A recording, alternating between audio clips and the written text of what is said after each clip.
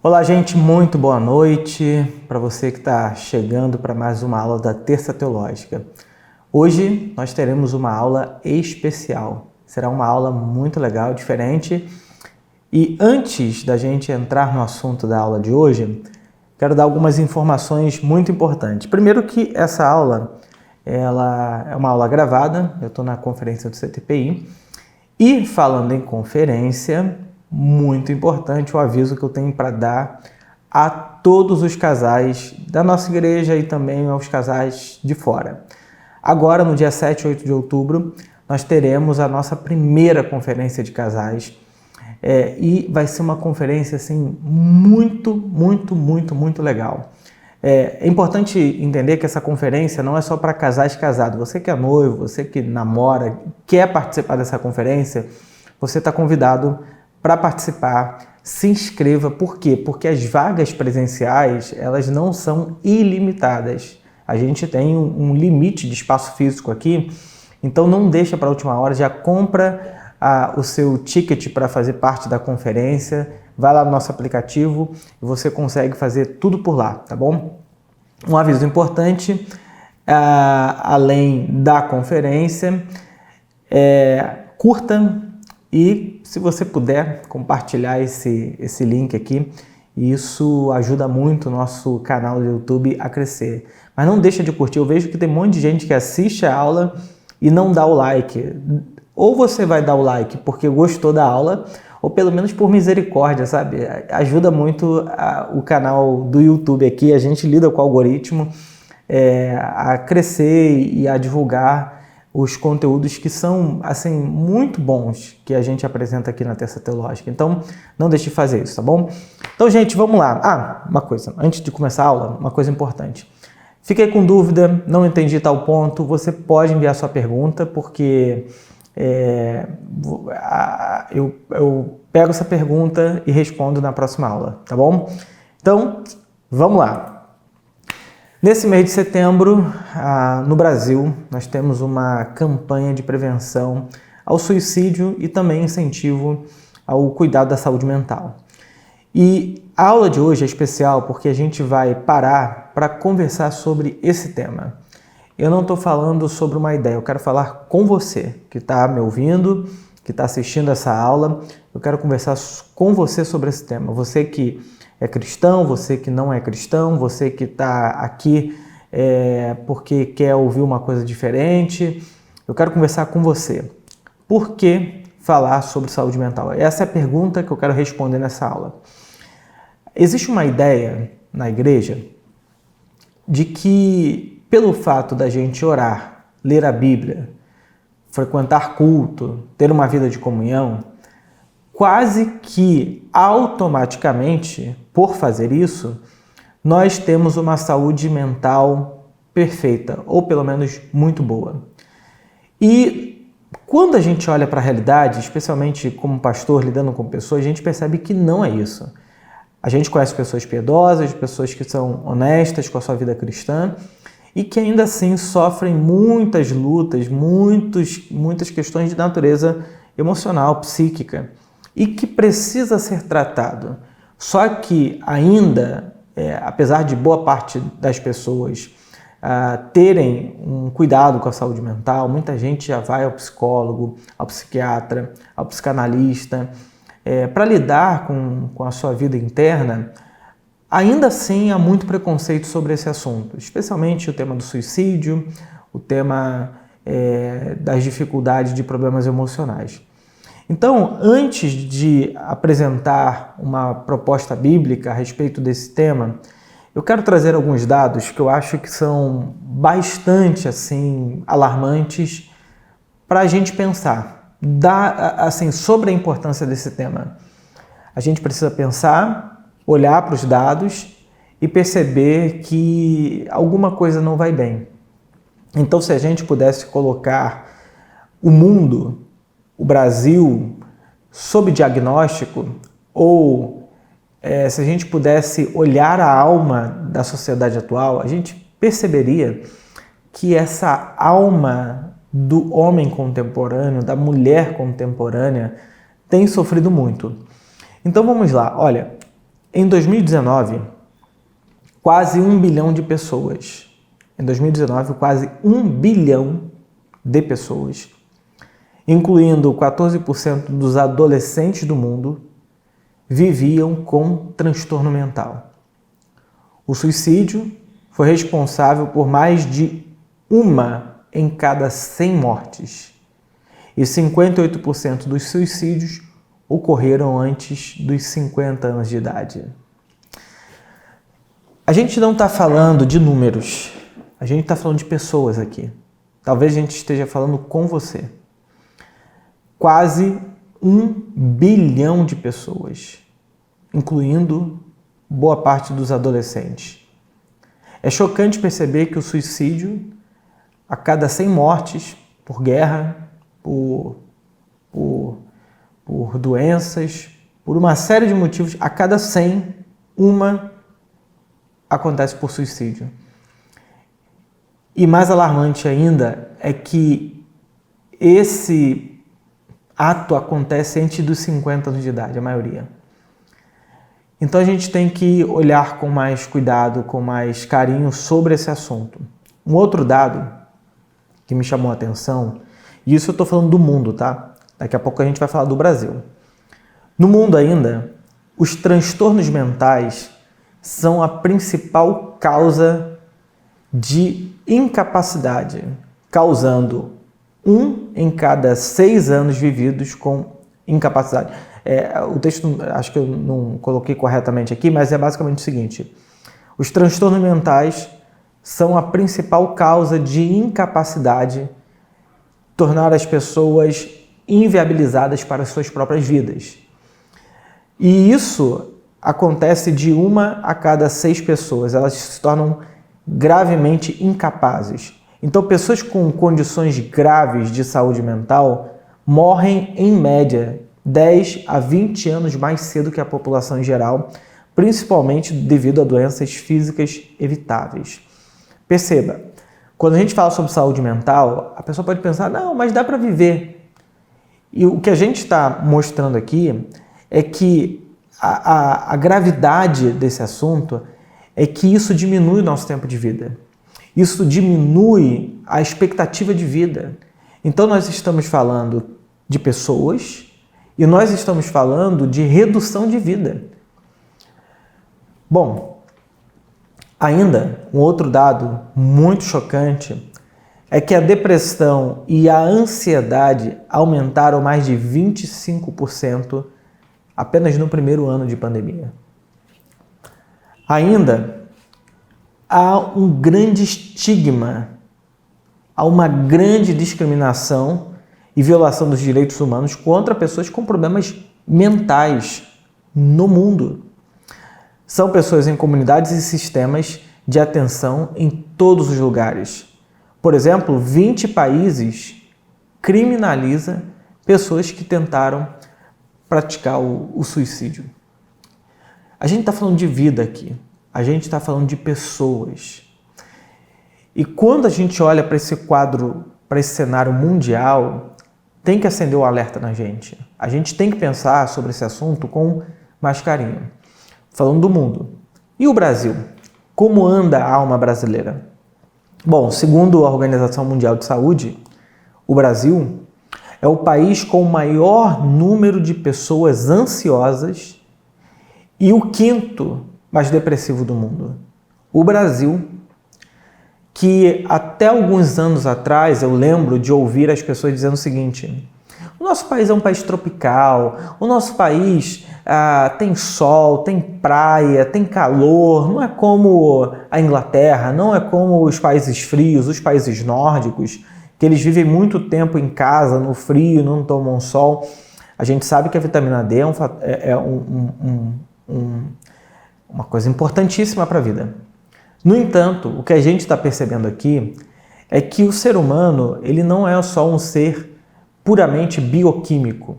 Ele é um ser que tem dimensões psíquicas. Se você abrir o ser humano, você não vai encontrar o psiquismo humano ali, o que os antigos chamavam de alma ali dentro. Mas o ser humano tem essa capacidade, essa vitalidade, essa alma, esse psiquismo E o que a gente está percebendo é que o Brasil é um país que tem sofrido muito com a ansiedade e tem se tornado um país cada vez mais depressivo.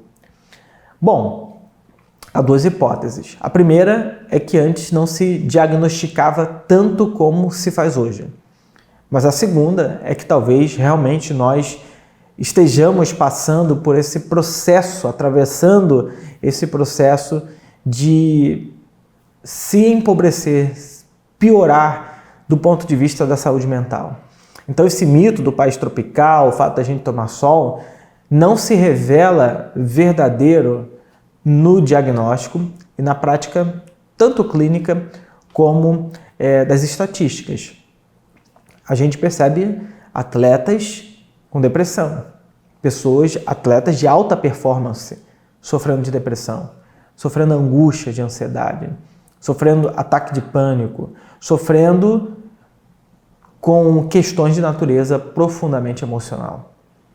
Então, no Brasil ainda, um outro dado é que em 2018, mais de 56,6 milhões de caixas de medicamento para ansiedade e para dormir foram vendidos. Isso é 6.471 caixas vendidas por hora, ou aproximadamente 1,4 bilhão de comprimidos em um ano. O que nós estamos percebendo aqui é que as pessoas estão cada vez mais buscando medicamento para lidar com as suas angústias, para lidar com o seu sofrimento psíquico, para lidar com a sua alma. Esses dados são do Sistema Nacional de Gerenciamento de Produtos Controlados. Perceba, gente, 56,6 milhões de caixas de medicamento para lidar com ansiedade e para as pessoas começarem ou conseguirem dormir. A alma do nosso povo, a nossa alma está adoecida. 6.471 caixas vendidas por hora. É muita coisa. A gente sofre, antigamente, né, o ser humano morria com terremoto, com maremoto, ainda acontece, talvez em menor proporção, morria com gripe, doenças mais que hoje, de certa forma, a gente controla bem, com vacina, medicamento, vacina preventiva e outras coisas mais. Só que, se por um lado a gente não morre de doenças que a gente conseguiu controlar, como a varíola, como a febre amarela, que matou muita gente no país no passado, hoje nós estamos morrendo não com aquilo que vem de fora. É claro, entre aspas, porque o coronavírus foi uma doença viral que veio de fora. Mas o que eu estou mostrando aqui é que, para além desse período pandêmico, nós temos uma realidade de um adoecimento interno. As doenças da nossa época, elas vêm de dentro do ser humano. O ser humano está adoecendo de dentro para fora. E a gente precisa conversar sobre isso. Eu trouxe alguns dados aqui do ponto de vista da psiquiatria, do ponto de vista da medicina, do ponto de vista da psicologia, coisas que a gente vê na prática, né? Agora, atuando como psicanalista, o que tenho visto bastante é pessoas que tomam remédio para tratar da ansiedade, para tratar da angústia há 10, 20 anos, e ainda assim muitas das vezes diz, a angústia ainda está aqui, eu ainda sofro muito, ou senão a vitalidade da pessoa baixou demais, ela perdeu a capacidade de viver uma vida pujante, vital, né? Então, como que a gente pode lidar com isso? Como que a Bíblia nos ajuda nesse ponto?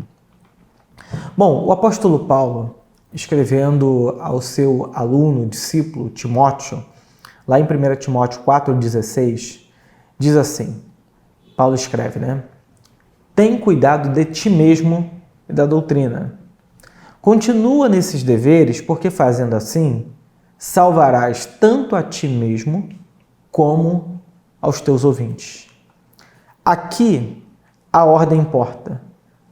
tem cuidado de ti mesmo e depois da doutrina. A primeira ordem do apóstolo Paulo é cuida de você. Olha para você, Timóteo, com mais carinho. Quem era Timóteo? Timóteo era um jovem pastor, provavelmente pastoreou a igreja de Éfeso. Essa carta foi escrita pelo apóstolo Paulo por volta do ano 64. Paulo provavelmente estava em Roma, mandou um WhatsApp para Timóteo, pensando nele.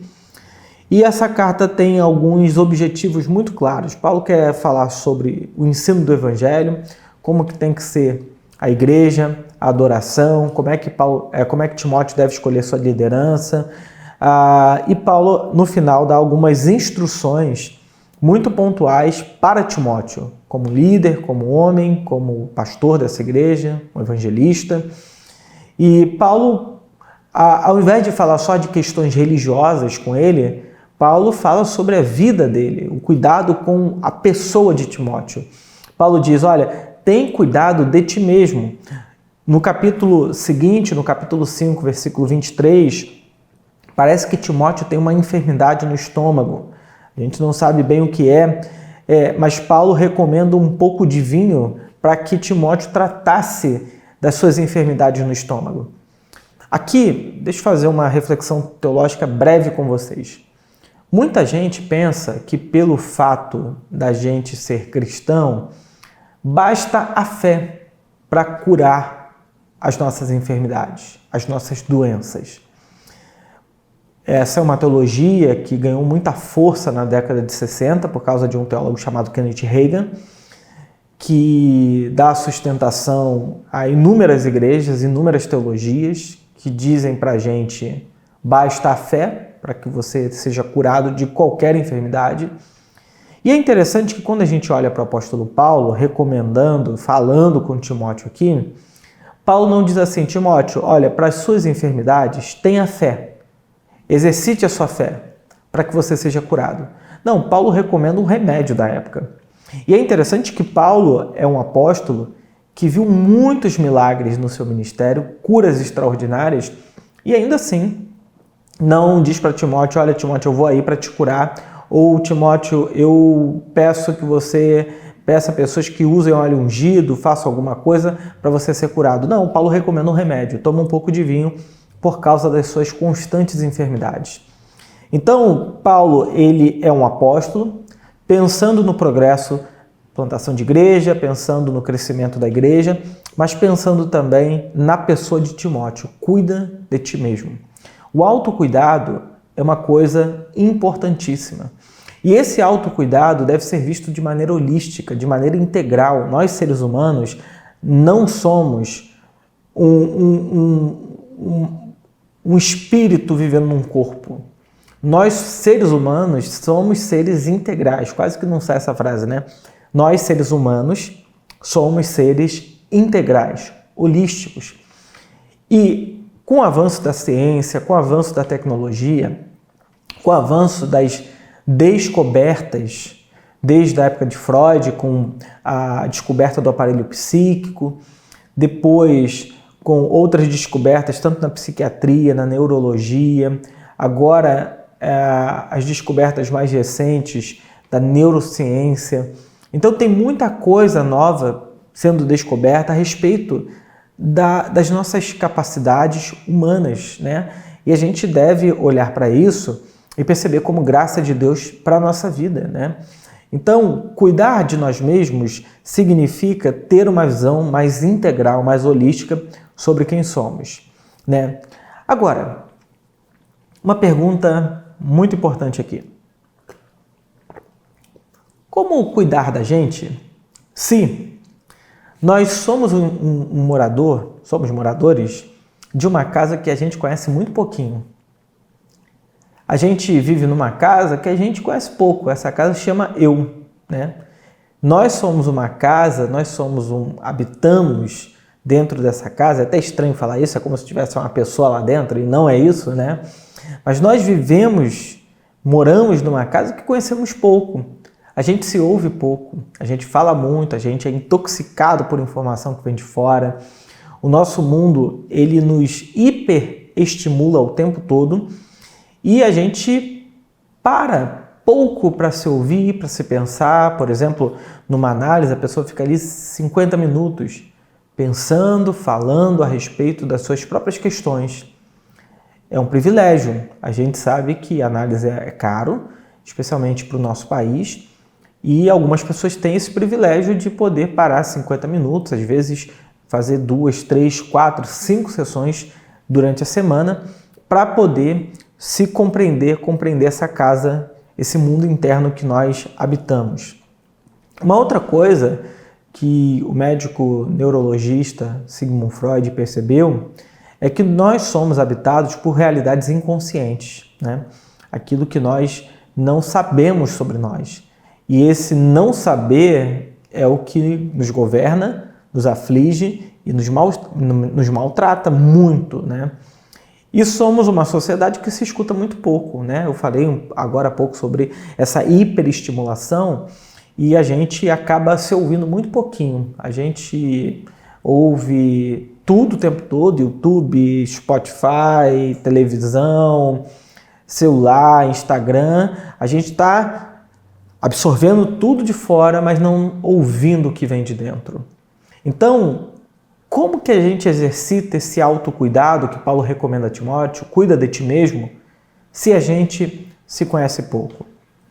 Só para explicar um pouco do ponto de vista daquilo que eu tenho mais familiaridade, né, da psicanálise, o Freud percebeu que a gente tem um aparelho psíquico. Essa é uma grande descoberta do Freud, né?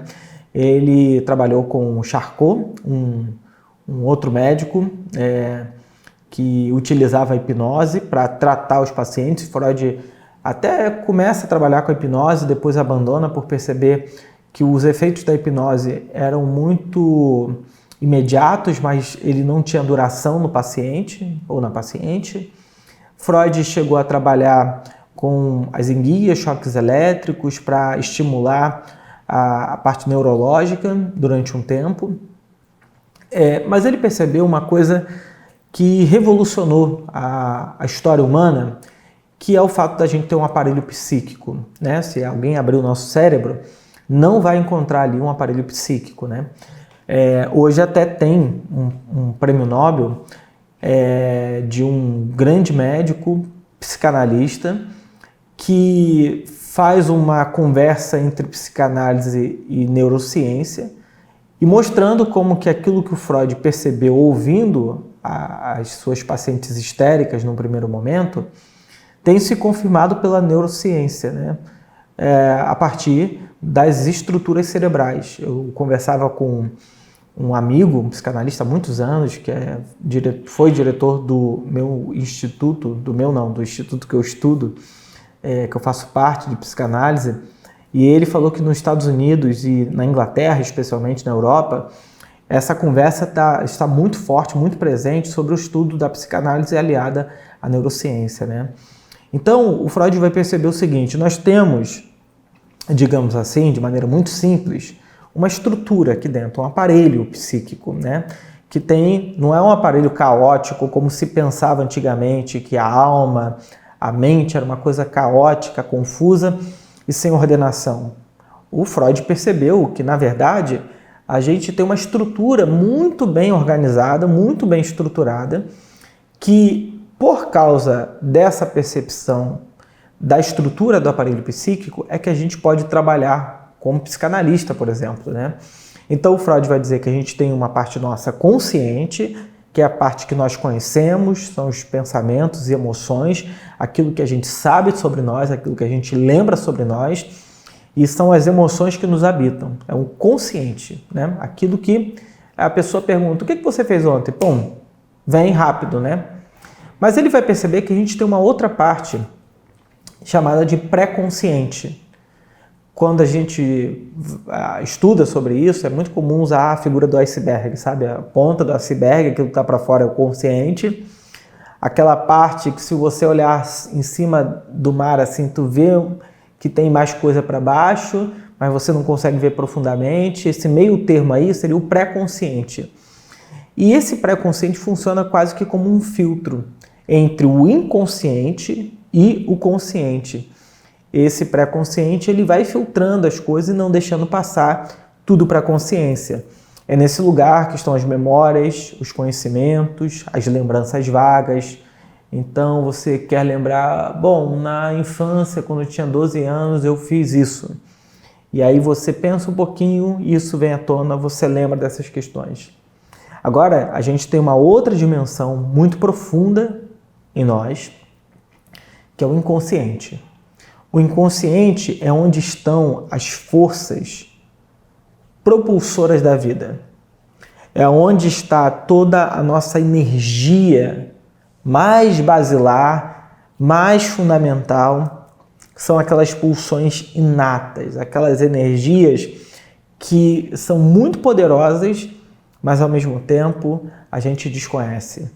São essas pulsões que nos inclinam a certas práticas, a certos hábitos, a certas coisas. Elas não são racionais, elas não são inteligíveis. A gente não pensa sobre elas porque a gente desconhece, é o mundo inconsciente. É com esse mundo, por exemplo, que a psicanálise trabalha, né? E aí quando a gente pergunta, por quem que nós somos governados? É pelo cérebro? É a mente? Né? Até a década de 50, havia uma dicotomia muito clara entre mente e cérebro. O cérebro é uma parte orgânica, bioquímica, que faz parte do ser humano. E a mente era uma parte que não tem materialidade, mas que governava a nossa vida de maneira muito clara. Para usar uma analogia, a mente é o software e o cérebro é o hardware. O hardware é a parte física do computador. O software é o que governa o computador, é o que estrutura de maneira, digamos assim, se você abrir o computador aqui, tu não vai encontrar o software, mas ele está aqui instalado. Windows, MacBook, tudo tem um software, tudo tem uma programação ali. Né? Havia essa dicotomia. E hoje se percebe que essas coisas estão se casando um pouco mais por conta da neurociência. Então nós, seres humanos, somos seres que não são, digamos assim, né, propriamente governados por aquilo que a gente sabe, mas muito daquilo que a gente não sabe, muito daquilo que a gente não lembra. E por que a gente não lembra?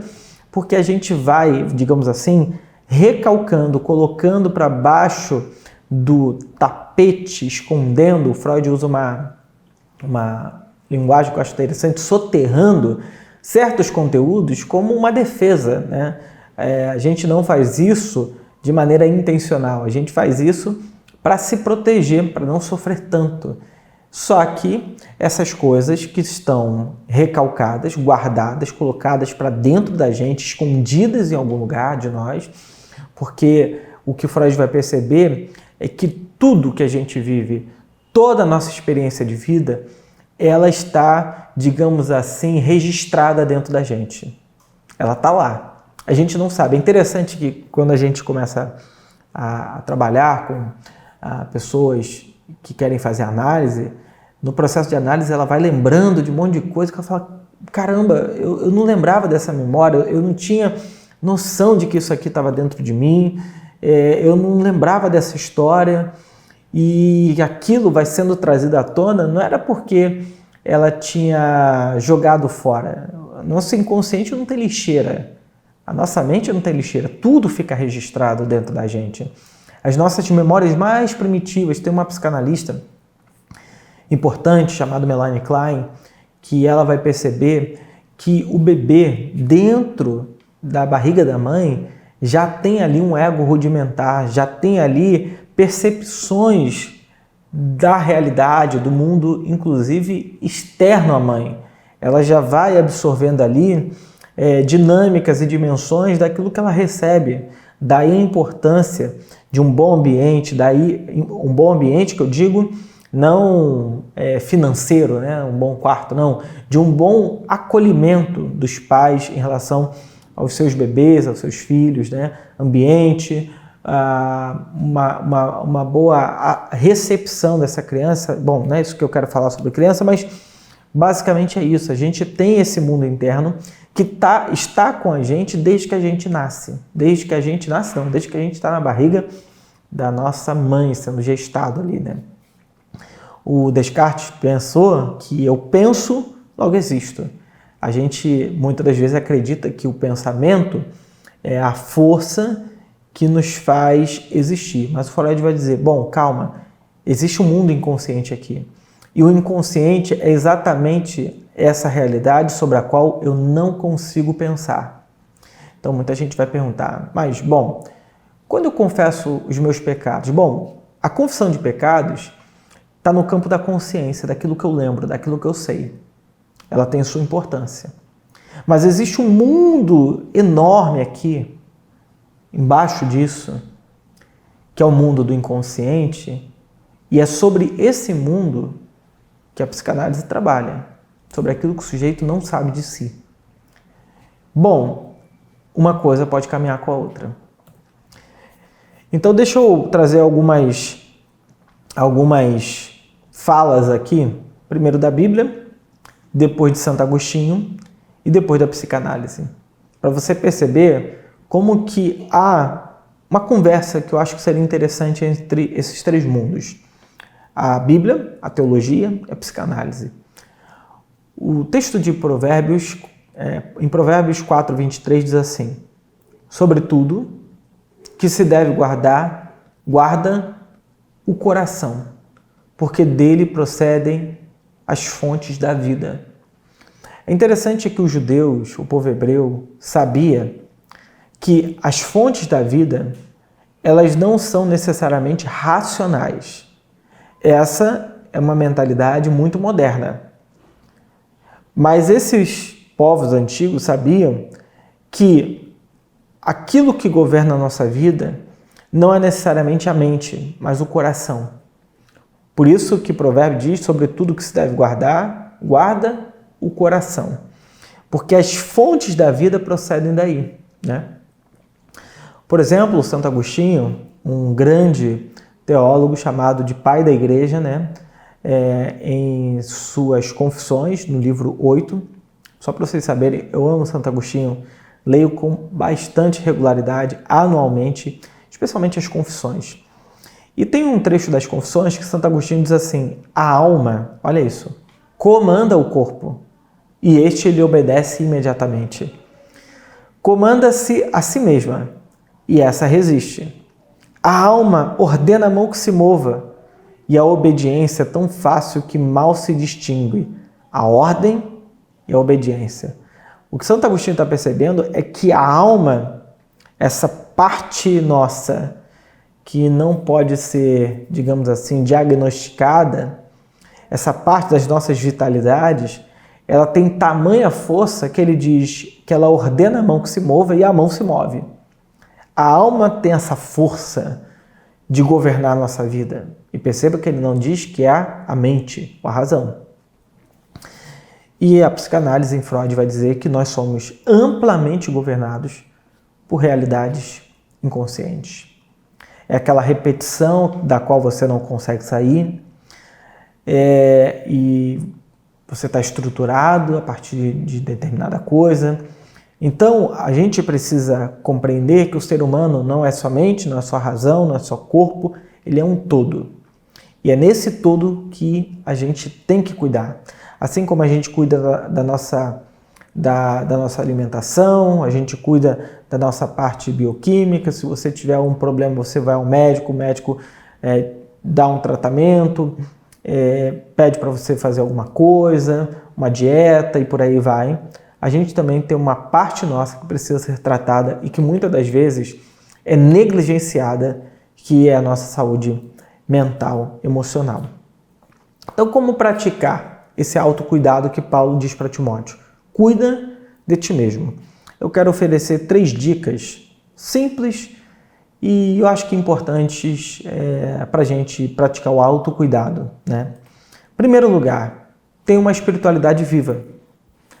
O apóstolo Paulo, lá em 1 Timóteo 4,8, ele diz assim: a piedade, porém, para tudo é proveitosa, porque tem promessa da vida presente e futura.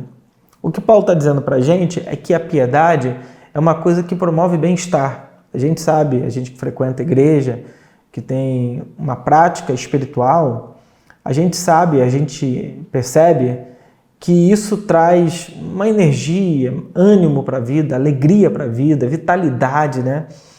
E, inclusive, há uma infinidade de artigos, livros, trabalhos, inclusive acadêmicos, mostrando como que a espiritualidade produz um impacto positivo na vida de pacientes em sofrimento.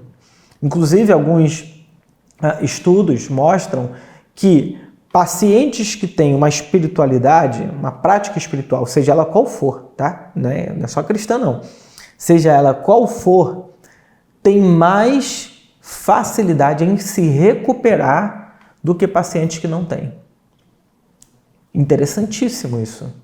Eu li um livro no início de 2021, um livrinho que eu lia para dormir, falando sobre a prática dos monges, né? Monges beneditinos, né? Monges católicos, romanos, de espiritualidade, oração. E eu não lembro qual é o nome do livro, mas essa pessoa que foi investigar a vida desses monges, por que eles viviam tanto tempo, ele percebeu que a prática espiritual fazia com que eles tivessem mais longevidade, né? Eles conseguiam ter uma vida mais longa pelo hábito de práticas espirituais, né? Então, a oração, ter horário para orar, praticar a leitura bíblica, praticar a Lectio Divina. Lectio Divina é uma prática espiritual muito interessante que eu tenho como prática, que é de você fazer uma leitura orante da Bíblia, de você permitir que aquele texto fale a sua alma, fale com você, te alimente. Não é só ler o texto e estudar o texto, é fazer daquele texto a sua prática de oração, a leitura como um todo. Então existem muitas práticas espirituais importantes que nos ajudam. Paulo está dizendo, a piedade, porém, para tudo é proveitosa, porque tem promessa da vida presente e da futura. Então a gente melhora a nossa vida por ter uma espiritualidade viva, né? Segunda coisa, uma dica importante, é a gente se livrar de relações complicadas, né? É claro que num processo de análise a gente vai perceber que muitas das vezes as pessoas que dizem ter relações tóxicas, na verdade são elas projetando as suas toxinas, digamos assim, nas suas relações. E muitas das vezes é o próprio sujeito, a própria pessoa que tem essa destrutividade, mas como ela não suporta nela, ela coloca e cola no fulano, na fulana, no pai, na mãe, no tio, no avô, na avó. Todo mundo está errado, menos ela. É uma incapacidade de se perceber, é um mecanismo de defesa, né? Então a gente tem que trabalhar e perceber como que isso é prejudicial. No entanto, a gente sabe que existem relações das quais a gente não tem que ter mais, né? Se a gente olhar para Jesus como o ser humano que a gente está se tornando, a gente vai perceber que Jesus amava todo mundo. Agora, Jesus gostava de algumas pessoas. Agora, Jesus tinha poucos amigos. Então, amar, gostar, é diferente de ser amigo. Jesus falou que os seus amigos eram os seus discípulos, e no final do seu ministério. Já não vos chamo de servo, mas de amigos. Então, porque o servo não sabe o que faz seu senhor. Mas vocês sabem de tudo que eu estou fazendo. Amigos. Gostava de um monte de gente. A gente percebe. Jesus gostava de Lázaro. Chorou porque Lázaro estava morto, né? Jesus amava a humanidade. Deus amou o mundo. Essa é a expressão bíblica. Então, amar é uma coisa que nós cristãos devemos fazer em relação à humanidade. Gostar é uma coisa que tem a ver com o nosso temperamento, que tem a ver com a nossa personalidade, tem a ver com aquilo que é tolerável para a gente, aquilo que não é tolerável. Agora, ser amigo é uma escolha. Então, quando eu digo se livrar dessas relações que são tóxicas, que nos fazem mal, é muito importante para ter uma vida saudável. O problema é que a gente cria relações de dependência, a gente acredita que deve ser amigo de todo mundo e no final a gente sai detonado. Então, a nossa privacidade, a nossa intimidade, a gente reserva para pouquíssimas pessoas. Pessoas que confundem as instâncias da sua vida acabam se prejudicando porque levam intimidade para um ambiente onde é um ambiente social. Eu tenho que diferenciar o que é a minha vida privada, o que é a minha vida íntima, os amigos, o que é a minha vida social, o que é a minha vida pública. Eu não sou o Herbert do Instagram. No Instagram eu estou fazendo um papel. E não é que eu estou mentindo, é porque eu estou selecionando, recortando aquilo que eu vou falar ali. Tem um Herbert da vida íntima, um Herbert mais real, um Herbert mais presente. Tem um Herbert da vida pública, um outro Herbert, parece até que eu sou famoso, né? Mas não sou não. Quando digo da vida pública, todo mundo tem essa vida pública, né? Os ambientes de relacionamento, né? O seu trabalho, a sua vida, a sua faculdade e tal. Então a gente tem que separar essas instâncias. O que é íntimo, o que é privado, o que é social, o que é público. Quando essas coisas se misturam, você provavelmente vai se complicar bastante, né? Então Jesus amava a todos, gostava de alguns e era amigo de poucos, e a sua intimidade, provavelmente, ele vivenciou só com o Pai, né? E em terceiro lugar, de maneira bem prática, então, em primeiro lugar, eu disse, tem uma espiritualidade viva. Segundo, livre-se de relações complicadas, tóxicas. E terceiro lugar, busque ajuda profissional. Jesus falou o seguinte, não são os que têm saúde que precisam de médico, mas sim os doentes. Então, se você percebe que precisa de ajuda profissional, busque ajuda, é muito importante. É o que Paulo fala para Timóteo. Timóteo, você está tendo problema no estômago? Toma um pouquinho de vinho para você tratar essa enfermidade. Então, gente, fazer análise não é coisa de fraco. Tem muita gente que pensa assim, mas isso é coisa de fraco, é coisa de gente que não tem firmeza na vida, né? É um preconceito muito grande, primeiro por ser uma coisa ainda muito desconhecida, né? Eu entendo que a análise realmente é um negócio difícil de entender. A gente quebra a cabeça pra caramba para entender como é que funciona esse aparelho psíquico e tudo mais, as dinâmicas, e uma coisa é teoria, outra coisa é prática clínica, são coisas... a prática clínica é uma coisa muito mais dinâmica, mais viva, a teoria é uma coisa muito mais organizada, fechada, é a teoria que corre atrás da realidade, não a realidade atrás da teoria, né? Então, busca ajuda profissional. Terapia, análise, é coisa séria e deve ser orientada por um profissional. Mas eu tenho um bom amigo, eu abro o coração para ele. Não é suficiente, não é a mesma coisa, né? O seu amigo talvez vai usar uma linguagem da psicologia, reassegurar o que você está sentindo, o que você está pensando. Ele só reassegura. Ele não vai te confrontar, ele não vai fazer algumas intervenções que te coloquem diante de você. Ele não tem o manejo técnico, clínico para lidar com algumas situações. Então, ele não fez análise pessoal para lidar com o seu próprio mundo interno. Então, é muito importante buscar ajuda profissional, porque com a ajuda profissional você vai ter uma pessoa que ela vai ser, digamos assim, diferente de você, não vai ter laços afetivos, não vai ter laços familiares ou coisa do tipo, e vai conseguir te tratar, vai conseguir cuidar de você, fazer com que você perceba certas coisas que você não percebe. E por isso que é muito importante buscar ajuda profissional. Conversa de bar, conversa com um amigo, abrir o coração, tem a sua importância, né? A gente se sente aliviado, desabafa, dá uma desopilada, é importante isso também, não é uma coisa ou outra, é uma coisa e outra. Então, buscar uma ajuda profissional é muito importante, tá? Então, a minha oração, para terminar aqui, é a oração que está lá em 3 João, capítulo 1, versículo 1 e 2. João escreve o seguinte: o presbítero ao amado Gaio, a quem amo na verdade.